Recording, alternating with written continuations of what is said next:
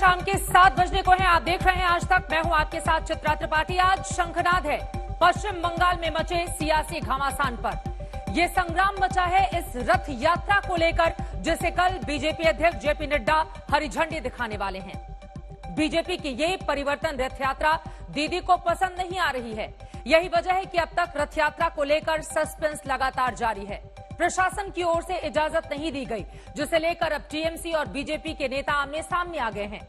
अब बीजेपी की इस रथ यात्रा पर कल क्या होने वाला है, रिपोर्ट आपको दिखाएंगे। लेकिन ये आपको दिखा रहे हैं कल इसी तरह से सजी धजी बस की तैयारी तो भारतीय जनता पार्टी के नेताओं की ओर से कर ली गई है, लेकिन आपको बताते चले अभी तक इजाजत नहीं मिली है। दूसरी तरफ पश्चिम बंगाल की मुख्यमंत्री ममता बनर्जी लगातार बीजेपी पर निशाना साध रही है। तो आगे क्या होगा, यह अपने आप में बड़ा सवाल है। जेपी नड्डा कुछ ही देर के बाद पश्चिम बंगाल भी पहुंच जाएंगे। तैयारियां पूरी हो चुकी हैं, लेकिन इजाजत नहीं मिली है। ऐसे में आगे क्या होगा, अपने आप में ये बड़ा सवाल है। कल क्या होने वाला है, उसी को बताती हुई हमारी ये रिपोर्ट देखिए।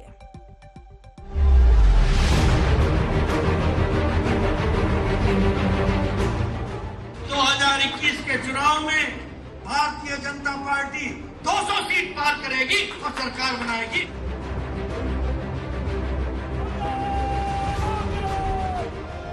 बीजेपी को बंगाल से हटाएगा, देश से हटाएगा, ये हमारा वादा है। बंगाल का चुनावी समर सियासी संग्राम में बदल चुका है और इस रण में विजय के लिए बीजेपी कल सूबे में शंखनाद करेगी।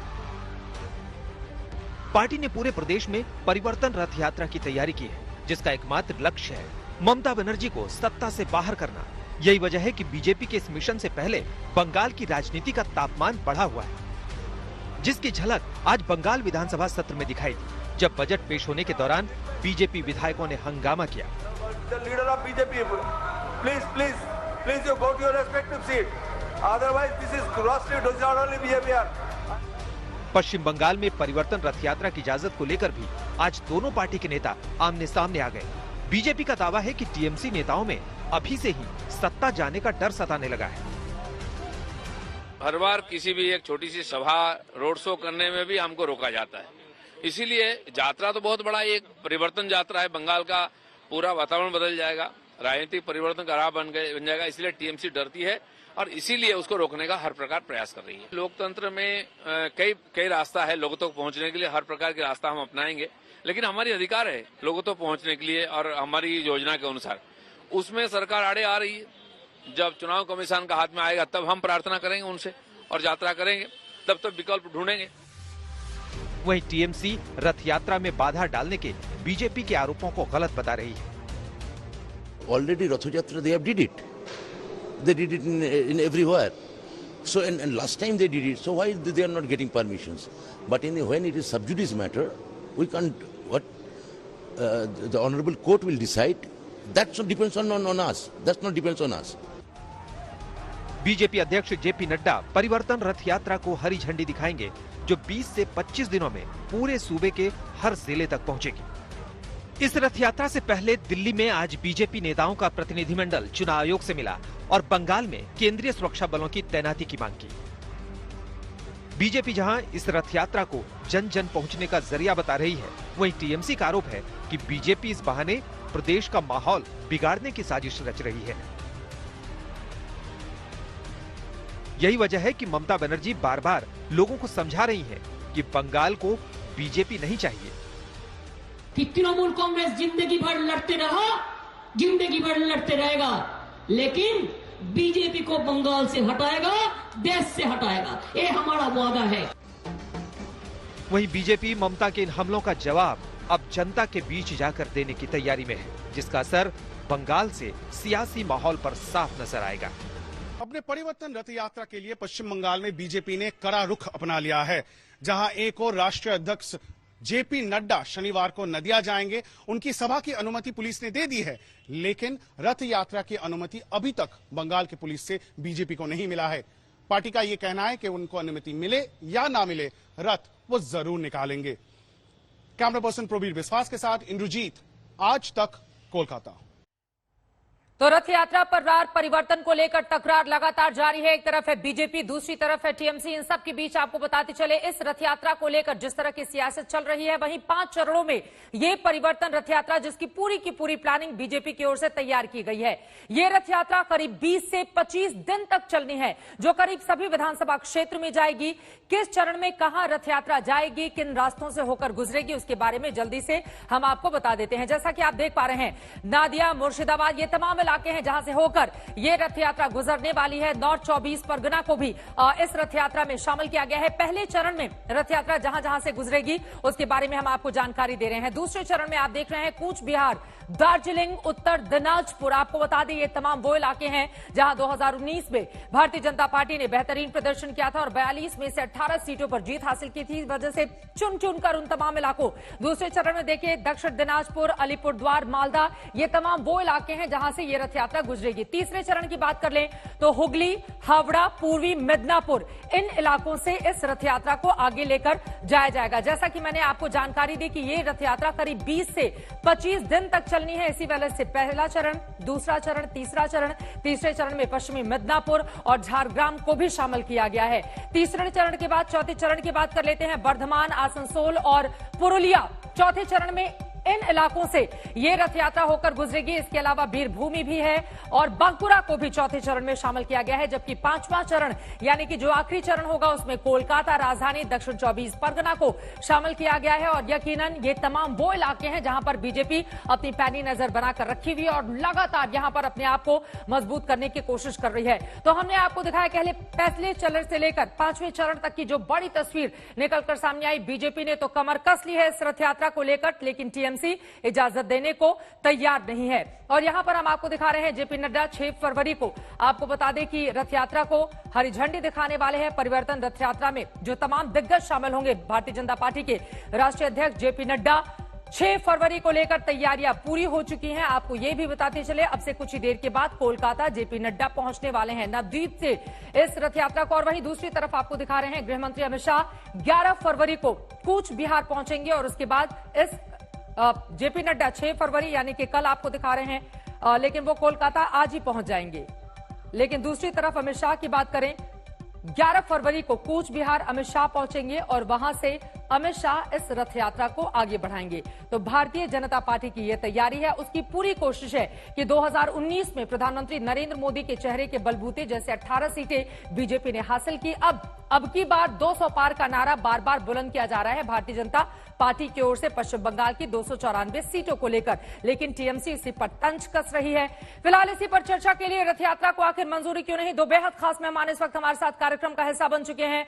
उनका तारुफ परिचय आपसे करवा देते हैं। हमारे साथ भारतीय जनता पार्टी के वरिष्ठ नेता और पूर्व केंद्रीय मंत्री शहनवाज हुसैन जी इस वक्त हमारे साथ लाइव जुड़े हुए हैं और साथ ही हमारे साथ जुड़ चुके हैं अर्पिता घोष, जो कि मेंबर ऑफ पार्लियामेंट है राज्यसभा की तृणमूल कांग्रेस से। आप दोनों का बहुत स्वागत है। लेकिन शुरुआत शहनवाज साहब आपसे ही करते हुए, दिलीप घोष कह रहे हैं कि रथ यात्रा को अगर मंजूरी मिल गई तो चंगा वरना पंगा, क्या मतलब है इसका?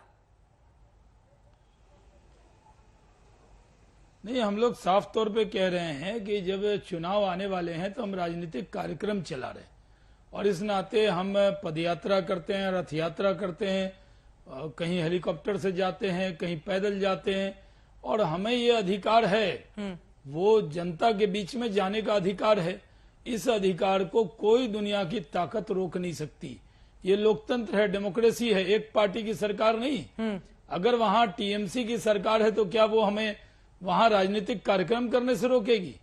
वो चाहे भी तो नहीं रोक सकते, रोक सकें तो रोक ले, लेकिन भारतीय जनता पार्टी रुकने वाली नहीं है। हम पूरी ताकत से, ये पंगा का क्या मतलब? पंगा ये है बीजेपी नहीं, पंगा ये है कि आप चाहकर भी नहीं रोक सकते। हम मतलब वो परमिशन दे, वो परमिशन नहीं दे, उससे कोई फर्क नहीं पड़ता है, की जरूरत रथ यात्रा होकर रहेगी। आप यही कहना चाह रहे हैं? नहीं, इनके रहमो करम पर भारतीय जनता पार्टी नहीं है। डर गई क्या भारतीय जनता पार्टी डेमोक्रेसी में यकीन रखती है, ममता सरकार के रहमो करम पे नहीं है। अर्पिता घोष जी, हाँ जी, इस बात का डर है, रथ यात्रा को लेकर मंजूरी क्यों नहीं दी जा रही है? किस वजह से बेचैन है टीएमसी? मंजूरी, पहली बात तो यह, हम आपको भूल करेक्ट कर देते हैं कि बीजेपी ने चिट्ठी दिए थे चीफ सेक्रेटरी को, चीफ सेक्रेटरी ने उसने रेफर किया है उनको कि जिस डिस्ट्रिक्ट से आप जाओगे उसी डिस्ट्रिक्ट के डीएम के पास से आपको ये मंजूरी लेना होगा। ये चीफ सेक्रेटरी की बात है नहीं। दूसरी बात है, इन द मीन टाइम यहाँ पे एक PIL हो गया है, वो सबजुडिस हो गया। अगर ये मामला सबजुडिस है तो बीजेपी को रथ यात्रा करना है, वो अगर सोचते हैं कि वो कोर्ट के खिलाफ जाएंगे तो जाने दीजिए। रथ किसी की रथ यात्रा में ये इतना तामझाम कहाँ से लेकर आ गई आप सीधे TMC के लोगों को कहना चाहिए कि रथ यात्रा से आपको किस बात का डर या दिक्कत है? जैसे TMC इतने सारे रोड शो और कार्यक्रम आयोजित करती है, वैसे बीजेपी को अधिकार है। हाँ, तो बीजेपी को किसने मना किया है? किसने मना किया है? किसी ने मना नहीं किया है।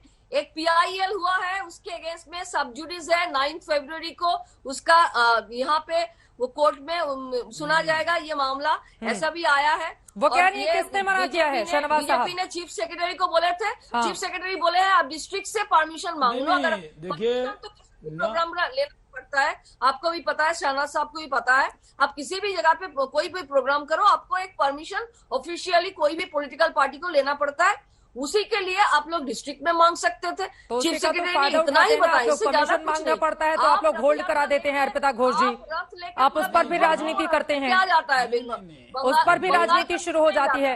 लेकिन वो कह रही है कि किसी को दिक्कत नहीं है। शहनवाज हुसैन किसी को साहब, दिक्कत नहीं है। आप घूमो, बंगाल का राजनीति ये नहीं है भैया। ये ऐसा नहीं है कि आप रथ लेके घूमोगे और लोग आपको फूल माला देंगे।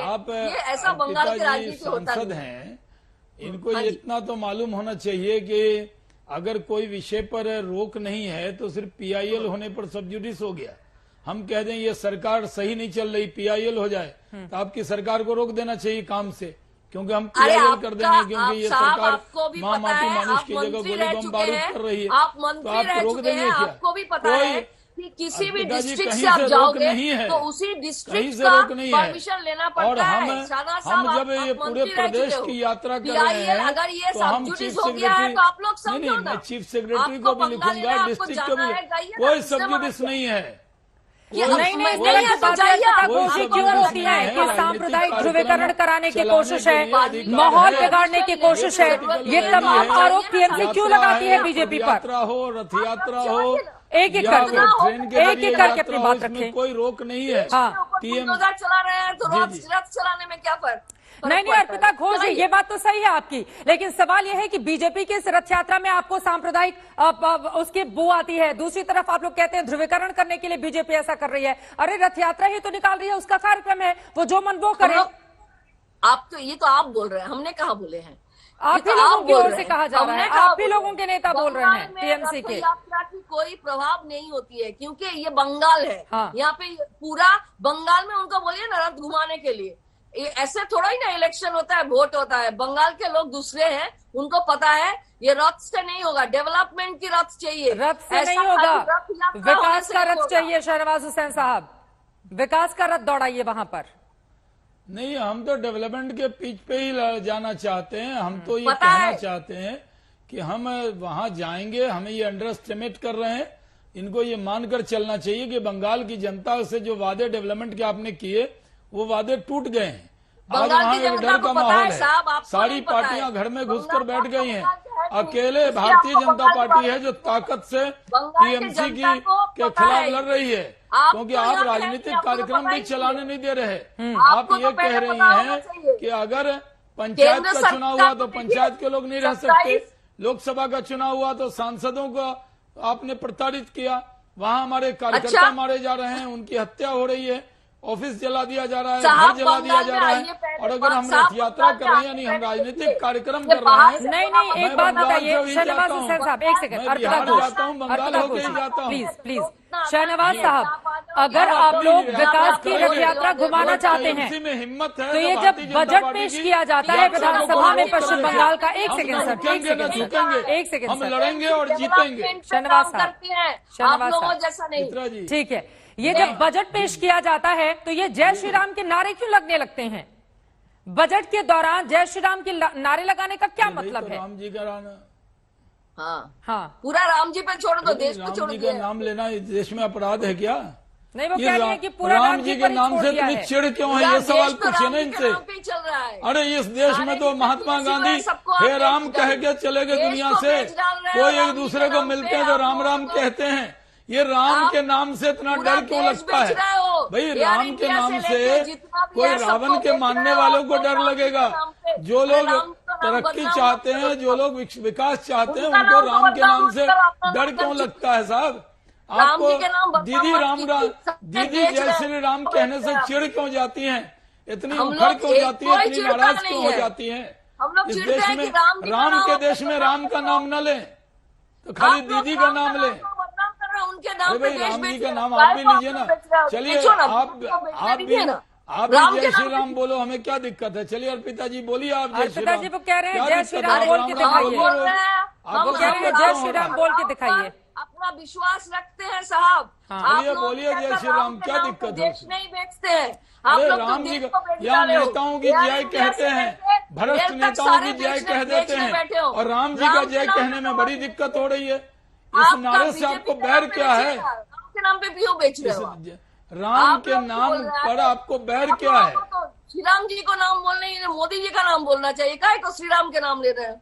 उनके नाम को बदनाम कर रहे हो जी। जय श्री राम बोलने में क्या दिक्कत है? वो बजट के समय बोले, वो कभी भी बोले, क्या दिक्कत है? आप लोग उसी पर चिढ़ जाते हैं। क्या दिक्कत है? टीएमसी उसी पर कोई चिढ़ एतराज जाती नहीं है। करेंगे अगर दीदी जय श्री राम बोले, राम राम बोले, अर्पिता जी बोले, हम कोई एतराज नहीं करेंगे। नहीं, लेकिन शहनवाज हुसैन साहब, टीएमसी के नेता जाकर एक सीताराम के मंदिर का उद्घाटन कर देते हैं तो बीजेपी के पेट में फिर दर्द होने लगता है।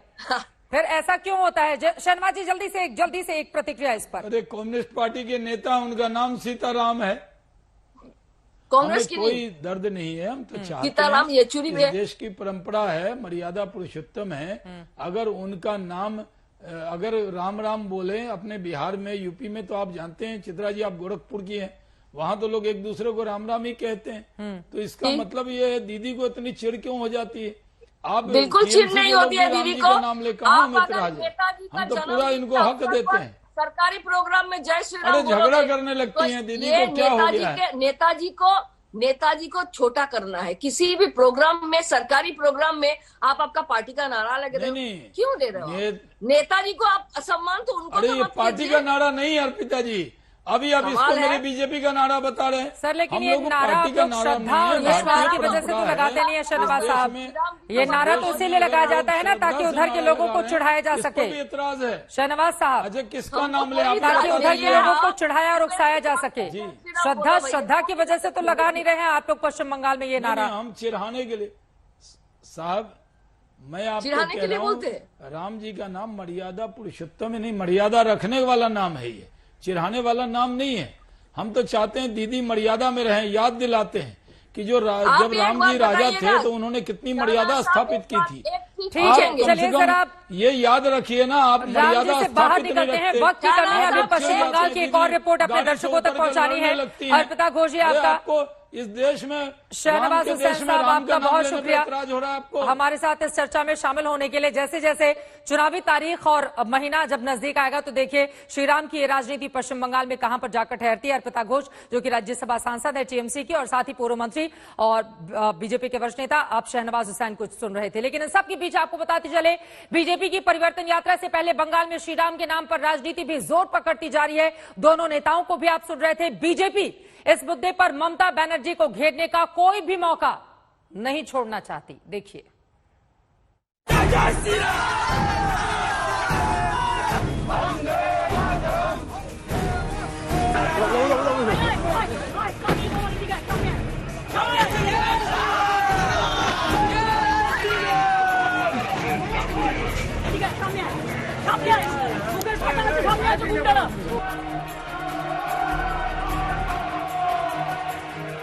जय श्री राम के नारों को लेकर बंगाल में छिड़े सियासी घमासान की गूंज आज विधानसभा में भी सुनाई दी।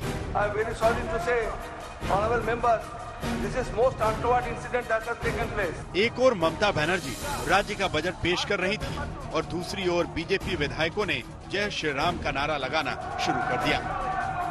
इन तस्वीरों और हंगामे से ये बात तो साफ है कि राम के नाम को लेकर पश्चिम बंगाल में जारी संग्राम जल्द शांत होने वाला नहीं, क्योंकि ऐसी नारेबाजी पर ममता बनर्जी कई बार अपना गुस्सा जाहिर कर चुकी है और ममता की तीखी प्रतिक्रिया को बीजेपी अपने हिसाब से बनाने में जुटी हुई है।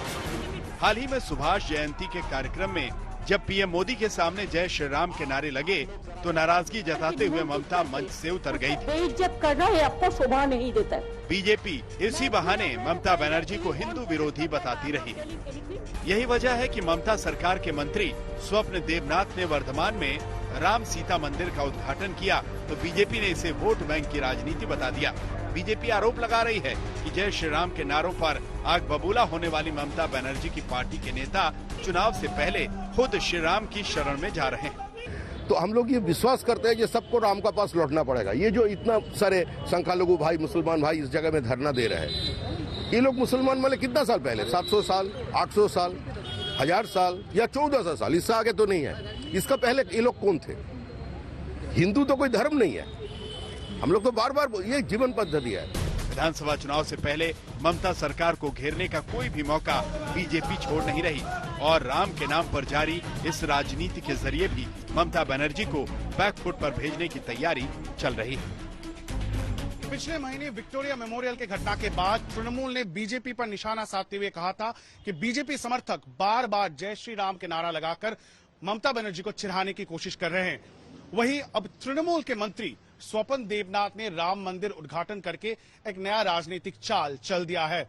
अब बीजेपी ये कह रही है कि हार के डर से तृणमूल के नेता और मंत्री अब राम नाम जपना शुरू कर दिया है। कैमरा पर्सन प्रवीण विश्वास के साथ इंद्रजीत, आज तक, कोलकाता। और अब इंडिया टुडे ग्रुप के वायु प्रदूषण संबंधित अभियान लेट इंडिया ब्रीथ, जो हीरो इलेक्ट्रिक द्वारा समर्थित है, में आज हम दिखाने जा रहे हैं आपको मदर्स ऑफ ट्रीज के नाम से प्रसिद्ध पद्मश्री सालुमारदा थिमक्का की कहानी, जो पिछले 7 दशकों से बेंगलुरु के बाहर लगातार पेड़ लगा रही हैं। अच्छी शुरुआत के लिए जरूरत होती है एक नेक इरादे की। पद्मश्री सालुमारदा थिमक्का की कहानी की शुरुआत भी कुछ ऐसे ही हुई। ಮದುವಾದ 25 ವರ್ಷವರೆಗೂ ಮಕ್ಕಳ ಭಾಗ್ಯ ಇಲ್ಲ। कर्नाटक के रामनगर जिले में रहने वाली सालुमारदा और उनके पति ने एक 4 किलोमीटर लंबी सड़क पर पौधे लगाने से शुरुआत करी।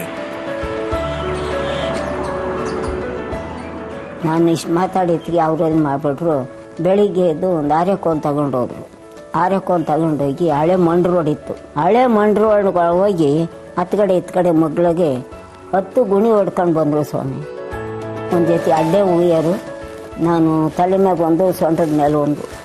ನಾನು ನೀರು ಹೊತ್ಕೊಂಡು ಹೋಗಿ ನೀರು ಉಯ್ದ್ಬಿಟ್ಟು 3 ದಿವಸಕ್ಕೊಂದ್ಸತಿ ನೀರು ಇವು। 109 वर्षीय सालुमारदा के सभी प्रयास इस दुनिया को बेहतर बनाने की तरफ सक्षम है। खुली होताನೆ ನೋಡಿ, ಮರ ಬೆಳೆಸೋದು ಬಹಳ ಸಂತೋಷವಾದ್ದು, बड़ा पुण्यवाद ಕೆಲಸ ಅದು। मदर ऑफ ट्रीज सालुमारदा थिमक्का को हमें सांस लेने दो का एक सुनहरा सलाम। ನಮ್ಮ ಪತಿ ಅವ್ರನ್ನ ಎಷ್ಟು ಬೆಳೆಸಿದ್ದೀವಲ್ಲ ಹಂಗೆ ರೀತಿ ನೀವು ಬೆಳೆಸ್ಕೊಂಡು ಹೋಗಿ, ಸಸಿ ಬೆಳೆಸಿ, ದೇಶಕ್ಕೆ ಒಳ್ಳೇದಾಗಲಿ, ಭಾಗ್ಯ ಬರಲಿ।